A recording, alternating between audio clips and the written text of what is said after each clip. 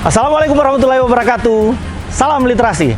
Halo sahabat literasi di Kabupaten Mamuju. Saya mau mengajak kita semua untuk menyaksikan program Macarita, Macaka Literasi. Program ini kita inisiasi untuk mendiskusikan berbagai hal terkait perkembangan literasi di Kabupaten Mamuju serta aktivitas-aktivitas literasi yang dilakukan di Kabupaten Mamuju, baik itu di tingkat lembaga pendidikan, di komunitas-komunitas pegiat literasi, maupun sampai ke tingkat desa.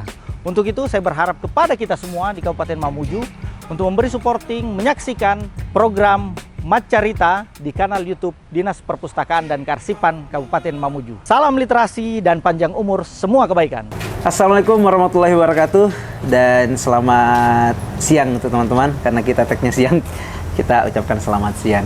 Nah, kita masuk ke episode yang ke-6 Macarita, Macaka Literasi, dan di samping saya sudah ada narasumber yang luar biasa hebat sekali. Kalau saya akan spill semua biografi beliau, biodata beliau, kayaknya sampai jam 4 sore ini tidak selesai.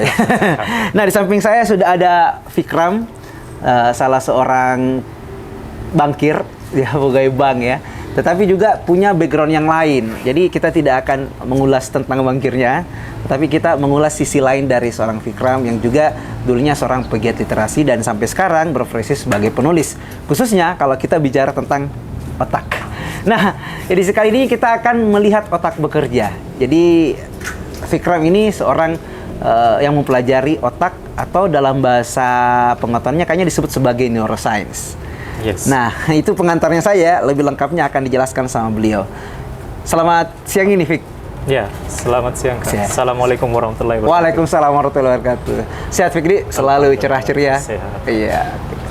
Nah, bisa mungkin spill sedikit dulu, Fikram siapa sih sebenarnya? Iya, Dan kenapa Fikram ada di sini bersama saya, kemudian masuk di episode 6 Macaritanya Dinas Perpustakaan dan Kearsipan. Seperti peribahasa yang familiar kita dengar. Apa itu? Tak kenal maka Tak saya. kenalan, Kak. Oh, tak kenal maka tak kenal. Betul, Oke, betul, betul. perkenalkan nama saya, Itu Fikram. peribahasa baru kayaknya. Perkenalkan nama saya Fikra Pradana. Ya, interaksi kita di dunia literasi, Kak Sapri, mungkin sudah lama, 2018 sejak saya pulang dari Bandung. Aktivitas sehari-hari saya sebagai pegawai bank di salah satu perbankan. Saat ini saya juga sedang berkuliah Magister Manajemen di salah satu perguruan tinggi, dan selain itu di sela-sela kesibukan saya bekerja, saya aktif juga ibaratnya menyebarluaskan narasi ilmu neuroscience. Ya. Kalau mungkin bahasa sederhananya, menyebarluaskan ilmu otak ke masyarakat, Iya. agar bisa digunakan secara praktis atau bisa digunakan langsung dalam kehidupan. Karena menurut saya luar biasa ini ilmu neuroscience. Saya mengenalnya ini tahun 2015, Kak. Sudah 9 tahun yang lalu ya? Mungkin sebentar saya spill lah. Iya, sedikit aja. betul-betul. Jadi penulis harus tahu ya. Ya, itu saja untuk perkenalan saya. Iya. Jadi jujur saja, kata neuroscience itu pertama kali saya dengar pas bertemu sama Fikram. Sebelumnya saya tidak paham apa yang disebut sebagai neuroscience. Sainsnya oke lah, tahu, tapi neuronya ini yang agak bingung-bingung. Ternyata baru diperkenalkan oleh sama Fikram. Nah, boleh kasih tahu tidak pertemuannya Fikram dengan neuroscience? Kan kalau tidak salah di Bandung itu kuliahnya tasawuf terapan, tapi mempelajarinya lebih banyak ke neuroscience. Kenapa bisa seperti itu? Ya, betul. Saya lupa perkenalkan tadi. Saya S1 di UIN Sunan Gunung Jati Bandung, jurusan tasawuf psikoterapi. Mungkin orang bilang, apa nyambungnya tasawuf psikoterapi, tasawuf yang berbicara tentang spiritualitas. Kemudian saya kemudian mendalami tentang otak, yang dimana itu kalau kita dalami secara keilmuan itu berbasis sains. Sains yang kita teliti itu harus berbasis ilmiah, harus ada fakta-faktanya dan lain-lain. Ini sangat bertolak belakang. Nah, ternyata di tahun 2015 ketika saya berkuliah semester 5, saya kemudian pergi ke Pasar Buku pada waktu itu. Saya membeli beberapa buku, dan di antara buku tersebut saya bertemu dengan buku yang berjudul Tuhan dalam Otak Manusia. Sudah ada titik tengahnya, ini terhubung antara tasawuf dan neuroscience ya. Jadi Tuhan dalam Otak Manusia. Buku apa ini? Kok Tuhan dalam otak? Ya memang secara persepsi kita memikirkan Tuhan dalam otak. Cuman bagaimana ini? Saya penasaran bagaimana seorang penulis ini menyajikan pemikirannya dalam buku tersebut. Saya belilah, pending 1-2 hari karena kesibukan kuliah. Kemudian di hari ketiga saya mencoba membaca. oh ternyata menarik juga. Ada satu istilah yang saya temukan, yaitu neuroscience. Mungkin basic saya waktu SMA itu kan sangat suka belajar biologi. Iya. Jadi ketika kuliah kan banyak berinteraksi dengan pelajaran-pelajaran agama. Ada kerinduan begitu. Ketika ketemu dengan buku ini, kerinduan saya terbayarkan. Ada hal baru yang tidak meninggalkan jurusan saya yang berbau agama, tapi ada hal baru yang dikaitkan, yaitu sains. Yang namanya adalah neuroscience. Oh, menarik sekali. Di tahun yang sama pula, mungkin takdir ya, Kak. Penulis itu datang ke kampus penulis buku yang tadi? Iya, penulis buku Taufik Pasyak itu datang di kampus dan ada satu lembaga di kampus itu yang mengadakan seminar. Wah, saya ketemu dengan beliau, kayak bertanya. semacam dibukakan jalan untuk ketemu sama penulisnya. Kenapa saya begitu tertarik dengan neuroscience? Ketemu dengan penulis bukunya. Wah, saya kemudian minta tanda tangan di buku itu. Saya lari bertanya di sesi seminar dan kemudian di tahun yang sama saya berkesempatan kursus langsung dengan beliau, Kak. Berjenjang di tahun yang sama. Kebetulan beliau buka kursus singkat selama 1 bulan, itu belajar tentang ilmu neuroscience. 1 bulan. Tapi memang kita di sana itu selama 1 bulan itu, saya kebetulan diajak di kediaman beliau untuk tinggal. Jadi makin dekat. Makin dekat ya. Secara emosional dan secara intelektual juga kan makin bisa bertanya langsung. Ada muncul kedekatan. Nah, di Manado itu di tahun 2015. Jadi Fikram terbang dari Bandung ke Manado untuk belajar. Saat itu kan lagi libur kuliah karena kan puasa pada waktu itu. Nah, selama 1 bulan full di puasa itu saya di Manado. Bahkan mungkin sampai Lebaran, Kak. Di sana? 1-2 hari setelah Lebaran baru balik lagi ke Makassar. Jadi dari Bandung terbang ke Makassar dulu, kemudian dari Makassar ke Manado. Ke Mamuju. Ketemu orang tua dulu. Oh ya, baru balik ke Makassar. Terbang ke Manado. Iya. Karena kan Mamuju Manado belum ada ya penerbangan. Iya. Di tahun itu pula, ya kita belajar otak langsung, Kak. Saya melihat otak mayat yang diawetkan selama kurang lebih 20-30 tahun. Agak bentuknya mulai menyusut. Tapi menurut beliau, orang yang mau mendalami ilmu neuroscience itu memang harus belajar anatomi otak dulu. Jadi setelah saya mendalami ilmu neuroscience ini, disiplin ilmu apapun yang ingin belajar ilmu neuroscience, basicnya adalah neuroanatomi atau organ otak yang dipelajari. Kita harus lihat dulu otaknya ini. langsung. Jangan langsung teori. Oh, bilang begini, otak emosi dan lain-lain. Tapi kita tidak melihat penampang otaknya. Bagaimana kita kemudian secara logis membenarkan itu. Betul. Ya itu. Kemudian 2016 Kak, 2017 saya ikut juga seminar di beberapa kota, termasuk di UHAMKA Jakarta. Nah, disinilah saya ketemu dengan Dr. Rizky Edmi Edison, salah satu pakar neuroscience juga, yang kemudian menulis buku Daily Life Neuroscience. Saya pernah resensi juga buku itu. Kemudian sepanjang itu pernah ke Gajah Mada juga di Fakultas Psikologi, kemudian di Fakultas Psikologi juga di Universitas Kristen Maranatha. Jadi beberapa seminar-seminar neuroscience itu sepanjang 2016, 2017 cukup banyak saya mengikuti. Berarti memang Fikram memburu ilmu itu ya? Memburu ilmu itu karena setelah mendalami, wah banyak sekali manfaatnya ternyata ke pribadi saya. Jadi secara tidak langsung pengetahuan neuroscience itu membentuk karakter Fikram ya? Salah satunya ikut membentuk. Iya, betul sekali Kak, membentuk. Jadi kalau kita dengar ceritanya Fikram ini, sejarah pertemuannya dengan neuroscience, bagaimana dia terbang ke Manado, ke Jakarta, ikut seminar-seminar tentang neuroscience, ini salah satu indikasi yang menunjukkan bahwa Fikram ini seorang pengejar ilmu pengetahuan yang ulet. Ya, kalau kita tarik ke belakang, kalau misalnya kita pakai perspektif Islam misalnya, banyak sekali tuh ulama-ulama dulu yang memang proses mencari ilmu pengetahuannya itu tidak segampang kita ya. Mungkin orang dengan mudah bilang cari pengetahuan di internet deh, buka Google, buka TikTok, YouTube dan sebagainya. Orang dulu itu memang mengejar gitu. Dan salah satu yang dicontohkan oleh Fikram. Nah, yang menarik tentang neuroscience ini, Fikram ingin membumikan pemahaman neuroscience ini untuk masyarakat awam. Karena kalau orang-orang macam kita mana paham dengan istilah-istilah tersebut. Dan sementara Fikram juga akan kasih tahu tentang otak, bagian-bagian otak seperti apa yang berfungsi untuk membentuk karakter, atau bagian-bagian apa di dalam otak yang mempengaruhi emosi dan sebagainya. Nah, tapi sebelum itu saya mau kasih tahu bahwa Fikram ini juga membuat satu komunitas yang disebut sebagai Mana Brain Institute. Jadi Mana Brain ini kalau kita harfiahkan secara etimologi mana otakmu.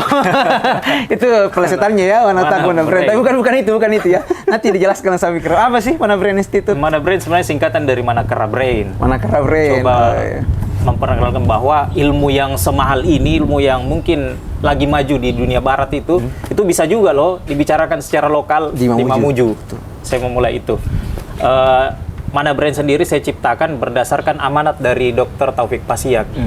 Dia bilang selepas dari kursus singkat itu selama 1 bulan, kamu harus membentuk kelompok belajar bersama agar distribusi ilmu ini bisa menyeluruh ya, terdiseminasi ke banyak orang. Betul Kak, karena manfaatnya yang luar biasa. Tapi sebelum saya membentuk Mana Brain di kampus, saya sudah dapat amanat sebagai ketua divisi di laboratorium jurusan. Ketua divisi neuroscience. Jadi memang di jurusan saya itu cukup komplit. Selain berbicara tentang agama, spiritual, tapi pendekatannya bisa macam-macam. Bisa psikologi, salah satunya sains, secara spesifik lagi neuroscience. Jadi sekarang itu selepas saya pulang ada mata kuliah baru Kak, pengantar ilmu neuroscience di kampus. Dan dicoba dicari dosennya yang sesuai. Bisa jadi salah satu inspirasinya dari Fikram kali ya? Bisa jadi. Bisa jadi kan? Bisa jadi Kak, betapa pentingnya. Gitu. Jadi kalau orang mau gabung di Mana Brain itu isi formulir atau Google formulir atau bagaimana? Silakan di DM saja dulu Instagramnya. Jadi teman-teman bisa masuk di pencarian Instagram, ketik Mana Brain Institute. Nah kalau mau gabung silahkan langsung DM saja. Untuk Mana Brain sendiri Kak, adalah sebuah komunitas belajar bersama yang saya bentuk tanggal 25 Juni 2019. Jadi dari 2015, kemudian saya bentuk 2019. Tujuan utamanya Kak adalah untuk menyebarluaskan narasi ilmu neuroscience agar bisa diterapkan dalam kehidupan secara praktis. Sesederhana itu Kak. Kita bawa teori yang kompleks ini menjadi hal-hal yang sederhana. Misalnya bisa dikonsumsi sama orang biasa. Mungkin secara sederhana begini. Pakai helm berkendara, protect your brain. Agar apa? Karena kan sedikit perubahan di dalam otak itu menyebabkan perubahan kepribadian. Jadi hal sederhana itu, pengetahuan sederhana itu membawa impact perubahan besar terhadap diri kita ke depan. Jadi buat teman-teman yang suka main futsal, mini soccer, yang suka main sundul-sundul bola, hati-hati Ki, bergeser sedikit otak itu bisa mempengaruhi karakter tak. Ya. Jadi buat teman-teman itu tentang Mana Brain Institute. Sesederhana apa yang disampaikan Fikram tadi. Jadi istilah-istilah neuroscience yang barangkali kita anggap sulit, susah, sukar, itu bisa dikonsumsi dengan mudah. Jadi kita patut berterima kasih sama Fikram, karena kalau tidak salah untuk solusi barat barangkali juga secara umum dan khususnya di Mamuju baru Fikram ya yang berkutat pada hal neuroscience ini. Mungkin begitu Kak. Nah, yang tidak kalah menarik ketika kita bicara tentang neuroscience, saya sudah berapa kali berinteraksi dengan Fikram, karena Fikram ini suka sekali meresensi buku yang ada kaitannya dengan neuroscience, pembahasan tentang otak.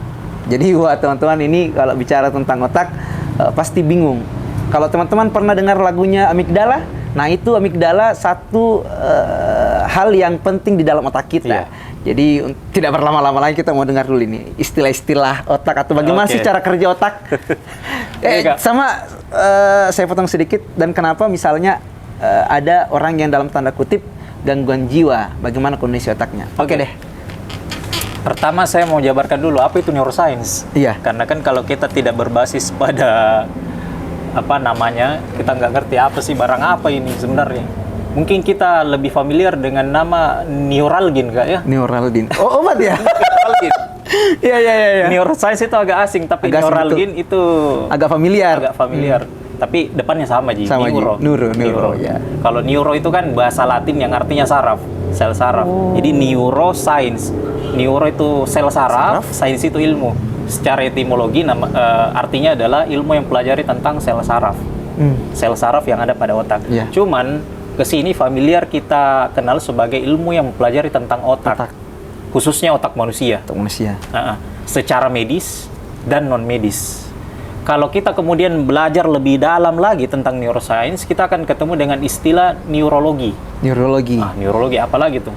Kemudian biopsikologi. Kalau neurologi itu dia fokus pada misalnya kayak kanker otak. Itu berkaitan dengan penyakit-penyakit otak, neurologi. Kalau neuroscience itu cakupannya luas Kak, karena dia medis dan non-medis. Misalnya dalam sekarang itu neuroscience karena berbicara tentang indisipliner ilmu yang bisa dikaitkan dengan berbagai macam ilmu. Banyak pengetahuan cabang ilmu baru itu membuka atau dikaitkan dengan neuroscience. Contohnya adalah neuropolitik. Neuropolitik ada juga ya, neuropsikologi, neuroekonomi, banyak yang jelas. Jadi dia sekarang sudah bisa mencakup banyak aspek ya, banyak betul, hal. Semua karena sifat dari neuroscience ini, jadi semua orang ini bisa menjadi ahli neuroscience. Tapi dasarnya apa tadi? Dia harus menguasai neuroanatomi. Neuroanatomi. Ya, dasarnya itu aja. Dia mengetahui struktur otak itu, dia menguasai, dan fungsi-fungsinya dia ketahui. Kemudian dikaitkan dengan ilmunya. Menarik sekali. Ya, jadi itu. Tapi kita mau lebih detail nih, Fik. Kalau tidak salah beberapa waktu yang lalu, mungkin sekitar 2-3 tahun yang lalu, itu Fikra pernah bercerita tentang frontal cortex, amigdala, dan sebagainya ini. Karena saya cukup yakin hampir barangkali semua orang tidak mengetahui tentang hal-hal itu. Dan itulah kemudian mengapa banyak orang yang dalam tanda kutip tidak menjaga otaknya. Padahal otak ini kan menurut kita penting sekali kan? Tapi banyak orang yang tidak menjaga otaknya, misalnya dengan mengkonsumsi berita-berita palsu, bohong, atau dalam tanda kutip mengkonsumsi pornografi, dan secara tidak sadar itu merusak otak dan orang tidak sadar. Itu. Betul gak? Jadi secara sederhana menurut Paul MacLean, otak itu terbagi menjadi 3 bagian. Pertama itu bagian luar atau kita sebut sebagai korteks. Ini pelapis paling luar ini. Kalau dibilang pertahanan paling luar. Korteks. Kulit otak. Korteks itu kan kalau bahasa Latin artinya kulit. Ya, I see. Jadi kalau otak ini berarti dia yang meliuk-liuk itu. Ya, yang kayak berkerut-kerut itu kan, kalau dilihat gambarnya. Setelah dibuka tempurung kelapa. Kepala, ya. Kalau kelapa isinya air. Oke. Kepala. Nah, itu yang korteks. Kemudian bagian tengahnya itu namanya sistem limbik. Sistem limbik. Ini yang mendrive emosi kita. Kemudian ada namanya batang otak. Sederhana itu bagian otak. Ada korteks, sistem limbik, kemudian batang otak. Fungsinya, kalau korteks ini, dia mendrive hal-hal yang rasional, Kak. Di sini mungkin yang tadi Kak Safri sebut pornografi, itu merusak bagian ini, Kak. Kalau kita pegang kanding kita. Iya. Kening ya? Bahasa Mamuju. Oh, kanding, betul bahasa Mamuju. Oke. Kanding, ini di belakang ini namanya PFC. Bagian otak itu namanya prefrontal cortex. 3 fungsi yang di-drive bagian otak ini. Pertama adalah future planning. Perencanaan masa depan. Orang yang rusak prefrontal cortex ini tidak bisa merencanakan masa depan.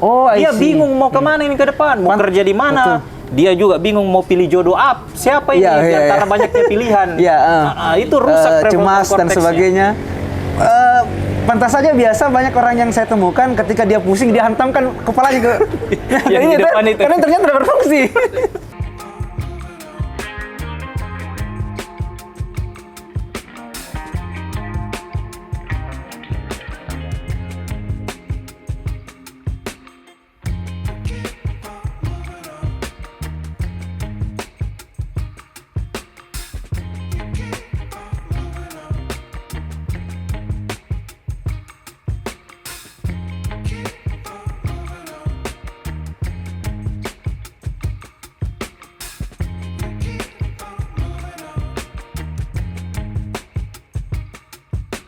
Dan sebatang besi sepanjang 1 meter menembus mata penis gag sampai ke otak bagian depan dan menyebabkan otak bagian depan itu menjadi keluar. Tapi anehnya apa? Orang ini masih normal, Kak. Tahu namanya, ketika ditanya tahu namanya, dia masih sadar 100% walaupun tutup kepalanya begitu. Dia masih ingat rumahnya, dia masih ingat hal-hal yang berkaitan dengan kognitif itu tidak ada kerusakan.